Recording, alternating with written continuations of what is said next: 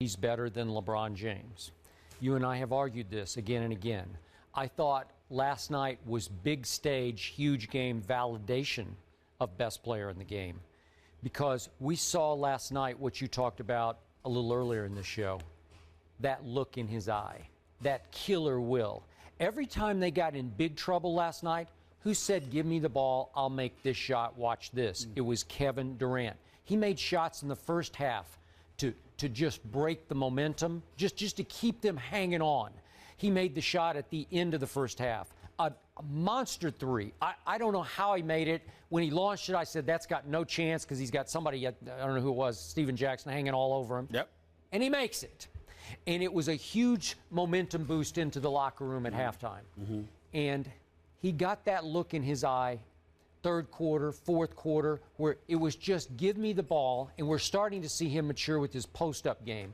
It's not post-up, it's more edge-of-the-lane post-up, but it's just hard to stop because, as you say, he's 6'10" with what, like a 7'4" wingspan, and you just can't stop the jump shot. It's right there with any of the great jump shots we've ever seen. Just even the Larry Bird jump shot where he shot it behind his head, it's unblockable and unstoppable if it's on. If he's on, he's unstoppable. He's rebounding. He had, 14 boards last night? Yes. Led their team easily in rebounds. 34-14. He makes passes, key passes, big Beautiful moment pass passes. to Kendrick Perkins. Just unbelievable. Yeah, when Popovich was screaming at the team to foul, and they didn't hear him. They didn't do it. Yeah. And in the end, I'll add all that up, the intangibles, the big shot making, the clutch shot making. I'm taking him over LeBron James, but I would have done it last year. And certainly going forward, I'm taking him over LeBron. Well, first of all, this isn't the day, rather, to debate you on that, because you have obviously the luxury of Kevin Durant being a champion in the Western Conference right now after that performance. Let me say what I have consistently been saying, and that I'm not going to deviate from that. Kevin Durant's a killer. He's a superstar of the highest order. And more importantly, he's a closer. And I always want those dudes. There's no doubt about it. But the question was, who's better? And I'm saying to you that for me, I'm still going with LeBron, even though I know he doesn't have the clutch gene. Because to me, it's two different things that I'm looking for. If I am Miami, LeBron is better for me because I have D. Wade, who's supposed to be able to close. If I have a team with no closer, I'm going with Durant. LeBron, what he does on both ends of the floor, there are gaps in a game where Kevin Durant disappears. Of his own volition. It's his own. Nobody does it to him. I agree. Nobody can stop him. He can score when he wants. He can do whatever he wants on the basketball court. But he is a master at pacing himself, but so much so that sometimes you forget he's there. Now, clearly his skill set says that's ridiculous because he can do what he wants when he wants. But I'm going to give credit where credit is due to somebody who never disappears on both ends of the floor. There are no gaps where you don't know that LeBron James is on the court. Yeah.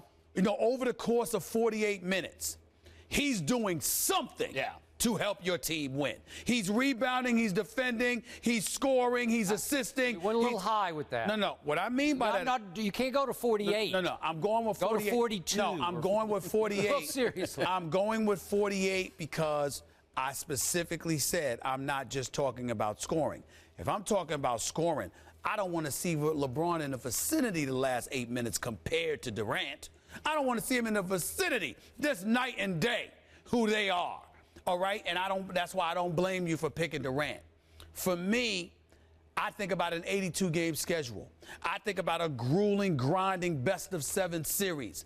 I think about how taxing it could be on your body. I think about what you're supposed to do defensively as well as offensively, rebounding as well as wearing people down with your physicality, as opposed to just breaking their hearts with one jumper after another. And that's where the difference comes in. So I don't disagree with what you're saying. I'm just telling you, as basketball minds, we're looking at two different things. You're looking at Durant's skill and his closer, clutch gene, killer mentality. I'm looking at the fact that I need somebody consistently to get me to that moment. And I think that Durant picks chunks of moments where he's just not there. And most of the time he's just pacing himself for the moment to close. But I think LeBron is a locomotive that just keeps coming and coming and coming. Would LeBron be better off doing that so he could close? Maybe he's going to. I don't understand your question. You said that KD does a good job of pacing himself and maybe disappearing for 6 minutes in the third quarter, so he's there at the end. Maybe LeBron's going too hard for the first 42, 44 minutes, and he's out at the end. I don't think LeBron comprehends what it takes to close. Whereas Kevin Durant, it's naturally instinctive. Yep. You don't have to teach him. There's just a moment where he's like this. It's time. And he knows. It's like an internal clock, like, I got this. And that's what it is. And so he has something. LeBron has a multitude of things no one else has. But Durant, the Kobe's of the world, I'll even put Dwayne Wade in that category when he's on his A game.